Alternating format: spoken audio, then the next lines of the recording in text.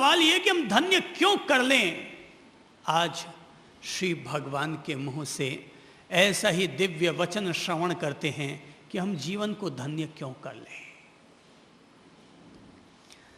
श्री भगवान कहते हैं असंख्यम जीव्यम मापमाये जरोवर्णीय सहुनत्थिताणम एवं वियाणा ही जणे पमत्ते कर्णो विहिंसा अजया गहिंती। श्री भगवान कहते हैं क्योंकि टूटा जीवन सांधा नहीं जा सकता, इसलिए प्रमाद मत करो। बूढ़ापा आने पर कोई शरण नहीं है। यह विचार करो कि प्रमादी, हिंसक और असंयमी मनुष्य असमय आने पर किसकी शरण लेंगे। टूटा जीवन सांधा नहीं जा सकता। जब तक जीवन है हम लोग तब तक जीवन का सदुपयोग नहीं करते, और जब वो जीवन टूट जाता है तब हम लोग रोने लगते हैं।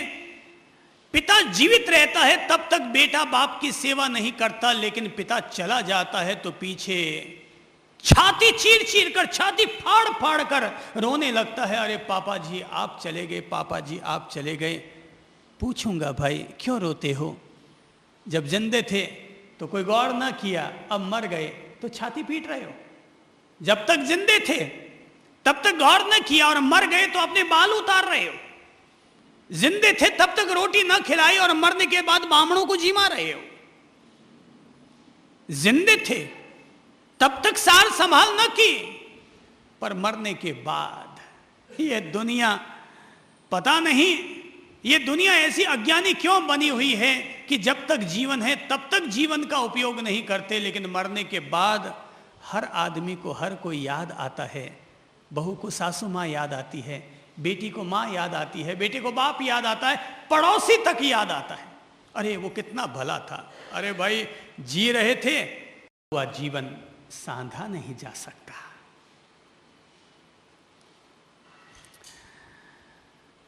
जीवन में दो पहलू देखने को मिलते हैं। एक तो पहलू है वह जो कि हम अपने सामने हकीकत के रूप में देखते हैं, और दूसरा पहलू है वह जो कि हमें अपने जीवन में प्राप्त करना है। देखिए हकीकत क्या है, हमें क्या करना चाहिए ये हम बाद में समझते, पहले हकीकत क्या है। कुछ दिन पहले की बात है, अपने यहां एक आत्मीय बहन है जो बहुत सुरीली आवाज में गाती है। संध्या जी कोठारी, अजमेर की है, बहुत मीठी मीठी आवाज है। तो एक दफा ऐसा हुआ, उनकी बेटी का नाम है स्वीटी, और वो बच्ची गुजर गई। शायद जब तक वो जिंदी थी तब तक मां और बेटी के बीच में इतना ममत्व भरा व्यवहार नहीं रहा होगा, लेकिन जब वो बेटी गुजर गई तो मां को रात दिन वही बेटी दिखाई देती है, वही याद आती है। वो खाना नहीं खा पाती, सो नहीं पाती, उसकी जिंदगी हराम हो गई जीनी। एक दिन संध्या जी हमारे पास आई, उनके गमगीन चेहरे को देखा, मैंने कुछ समझाने की कोशिश की।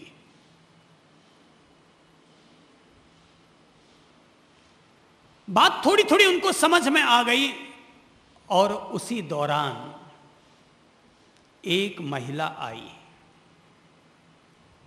अब बात जो मैं कह रहा हूं उसको आप लीजिएगा। एक महिला आई और उसने कहा कि बहन अरे तुम क्या रोती हो, तुम्हारे तो एक ही बेटी गुजरी है, कहीं तुम मेरी सोचो। तो मैंने पूछा क्या हुआ आपके साथ? तो बोले साहब एक दफा ऐसा हुआ कि जब टीवी में रामायण और महाभारत के सीरियल चला करते थे तो हमारे गांव में भी वही महाभारत के सीरियल चला करते थे। तो मेरे दो बच्चे आपस में उन्होंने ये ठान लिया कि चलो आओ अपन लोग भी एक दूसरे पर तलवार चलाते हैं, खेल खेलते हैं। बोले हाँ हाँ चलो आओ खेलते हैं। और दोनों बच्चे हाथ में तलवार पकड़ ली। राजपूतों का घर था, घर में तलवार होती ही है, निकाल ली दोनों ने तलवारें और छत पर चले गए। एक ने एक्टिंग की, दूसरे ने भी एक्टिंग की, और एक्टिंग करते करते वो एक्टिंग ऐसी ओरिजिनलिटी में बदल गई कि एक भाई ने, छोटे छोटे बच्चे थे, एक भाई ने उठा करके सीधी गर्दन पर तलवार चला दी और गर्दन आके नीचे गिरी। पर कहां गिरी? तो जिस समय गर्दन गिरी थी उस समय मां अपनी तीसरे नंबर वाले 9-10 महीने के बच्चे को पानी के कुंडे में बैठा करके उसको नहला रही थी। तो जैसे ही बच्चे के सिर को अपने सामने आते गिरा, देखा कि वो चौंकी और ऊपर की तरफ दौड़ी कि क्या हुआ। तो बच्चा जो दूसरा ऊपर खड़ा था उसने देखा कि मां आएगी और मारेगी, सो वो भी ऊपर से धड़ाम से नीचे कूदा। एक पहले चल बसा, दूसरा ऊपर से धड़ाम से नीचे गिरा, पत्थर पर माथा पड़ा, फूटा और वहीं पर वो भी ढेर हो गया। मां जो तीसरे बच्चे को नहला रही थी दौड़ के गई थी, वापस आई तब तक वो भी चल बसा। कहा जरा उस मां की सोचो जिस मां ने अपने सामने 3-3 अपने पुत्रों की, 3-3 संतानों की लाशों को एक साथ गुजरते हुए देखा हो। ये है जीवन की एक हकीकत। टूटा जीवन सांधा नहीं जा सकता, जो टूट चुका है उसको सांधा नहीं जा सकता, लेकिन जो है उसको संवारा तो जरूर जा सकता है। जो टूटा हुआ जीवन है उसको सांधा नहीं जा सकता, उसको जोड़ा नहीं जा सकता, मरे हुए को वापस जीवित नहीं किया जा सकता, लेकिन जो है उसको संवारा तो जा सकता है, उसको सुधारा तो जा सकता है, उसका कल्याण तो किया जा सकता है। पता नहीं किसी की मौत होती है तो मुझे कोई बुरा नहीं लगता, इसलिए नहीं लगता, ठीक है ये जीवन का अनिवार्य चरण है, लेकिन जो है उसकी अगर मदद की जा सकती है तो ज़रूर मदद करनी चाहिए। अगर कोई आदमी मर गया, अब इसको ले जाके शमशान में जला दो, मैनिस हो गया उसका। हर कोई इंसान किसी अज्ञात लोक से आता है और वापस किसी अज्ञात लोक की तरफ चला जाया करता है। कुछ दिन अपन यहाँ रहते हैं, 4 दिन रहते हैं, फिर चले जाया करते हैं, पर जितने दिन रहते हैं अगर हमारी तरफ से इस धरती पर 4 फूल खिलाए जा सकते हों, इसी में ही हमारे जन्म की और जीवन की सार्थकता और धन्यता होगी। आओ हम लोग श्री भगवान के शब्दों का आनंद लेते हैं। श्री भगवान कहते हैं टूटा जीवन सांधा नहीं जा सकता, इसलिए प्रमाद मत करो।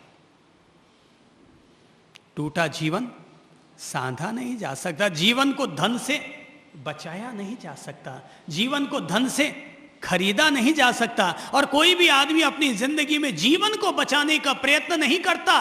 हर आदमी धन को बचाने का प्रयत्न करता है। किसी को पूछो कि भाई तुमने कितना माल इकट्ठा कर रखा है, तो शायद हिसाब किताब होगा, पर जिंदगी कितनी बचा कर रखी है किसी के पास कोई लेखा जोखा नहीं होगा। ऐसा हुआ एक दफा, मैंने देखा कि एक घर पर गया था, मेहमान बना था किसी घर पर, तो वहां पर उनकी बूढ़ी माझी झाड़ू लगा रही थी। तो झाड़ू लगाते लगाते 2-4 तिनके गिर गए। तो माझी झाड़ू को खोल रही है और झाड़ू में वापस वो 2-4 तिनके डालती चली जा रही है। अब उसको खोलने और बांधने में माझी को 15-20 मिनट लग गए होंगे। मैंने पूछा माझी क्या कर रहे हैं? तो बोलने लगी बाप जी झाड़ू के तिनके निकल गए सो वापस डाल रही हूं। मैंने कहा माझी क्यों फालतू समय बर्बाद करते हैं, 2-4 तिनके निकल गए तो निकल गए, दो चार तिनके निकल गए तो निकल गए, क्या हो गया? बोले बाप जी, अगर ऐसे ही तिनके निकलते चले गए और मैंने वापस बांधना ना शुरू किया तो ये झाड़ू 3 दिन में ही बिखर जाएगा। तो ये झाड़ू ना बिखरे इसके लिए मैं तिनके वापस डाल डालकर इसमें समेट रही हूं। कितनी गजब की बात है कि अपन सब लोग झाड़ू का एक भी तिनका बेकार नहीं जाना चाहिए, इसके लिए तो पल पल जागरूकता रखते हैं। पर अपनी जिंदगी का कितना हिस्सा सहज में ही बेकार चला जाता है, इसके लिए अपन लोग कोई भी जागरूक नहीं होते। अपन लोग जो जिंदगी है उसके लिए जागरूक नहीं होते। अपने लिए झाड़ू कीमती है, कपड़े कीमती हैं, मकान कीमती है, जमीन जायदाद कीमती है। कहते हैं सिकंदर जब मर रहा था तो उसने कहा था मुझे केवल 24 घंटे की जिंदगी और दे दो, मैं आधा राज्य तुम्हें और दे दूंगा। हकीमों ने कहा भाई, अगर पैसे से जिंदगी को खरीदा जा सकता होता तो दुनिया का हर आदमी अब तक अमर हो चुका होता। सब यहीं छोड़ छुड़ा कर जाना है, ये पहली हकीकत है हमारी। टूटा जीवन साधा नहीं जा सकता, इसलिए जितना जीवन को सार्थक कर सकते हैं हमें अपने जीवन को सार्थक कर लेना चाहिए। एक बहुत अच्छी प्यारी कहानी, और कहानी का सार यह है कि गौतमी का बेटा गुजर गया था और गौतमी अपने बेटे की लाश को लिए हुए घर घर दर दर जाया करती थी कि कोई भी मेरे बेटे को जिंदा कर दे। वैद्यों के पास जाती, हकीमों के पास जाती कि कोई मेरे बेटे को जिंदा कर दे। जब कहीं भी उसे शरण न मिली, कोई भी उसे आश्वासन न दे पाया, तो कहते हैं वो ऐसे ही चलते चलते भगवान बुद्ध की शरण में पहुंच गई और उनसे जाकर के कहा कि आप मेरे बेटे को जिंदा कर दें। बुद्ध ने कहा अवश्य कर दूंगा। गौतमी, तू अपना पागलपन छोड़, मैं तुम्हारे बेटे को अवश्य जिंदा कर दूंगा, पर ऐसा करने के लिए तुम्हें सरसों के कुछ दाने लाने होंगे। गौतमी ने कहा कि अभी लाकर देती हूं सरसों के दाने। बुद्ध ने कहा सरसों के दाने तो ले आओ, पर ऐसे घर से लेकर आना जिस घर में आज तक किसी की मौत न हुई हो। तो वो गई, एक एक घर में गई, पूरे गांव में, पूरे शहर में घूम कर आ गई। लेकिन सांझ तक जब वो लौट कर आई तो भगवान के पास आकर शांति से बैठ गई, धीरज से बैठ गई। भगवान ने पूछा सरसों के दाने लेकर आई? गौतमी ने कहा प्रभु, सरसों के दाने तो लेकर नहीं आई, पर जीवन का आत्मबोध जरूर लेकर आ गई। बोले क्या लेकर आई? बोले दुनिया में ऐसा कोई घर नहीं है जिस घर में किसी की मौत ना हुई हो, इसलिए मुझे जीवन का बोध मिल गया कि मेरा बेटा भी गुजर गया तो ये तो जीवन की हकीकत है और मुझे इस हकीकत से गुजरना होगा। गौतमी तब बुद्ध के पास रहती है, उनका उपदेश सुनती है, और तब वो गौतमी कोई सामान्य महिला नहीं रहती, तब वो भिक्षुणी बन जाती है। और बौद्ध धर्म की महान भिक्षुणियों में गौतमी का नाम बड़ी श्रद्धा के साथ लिया जाता है, बड़ी श्रद्धा के साथ।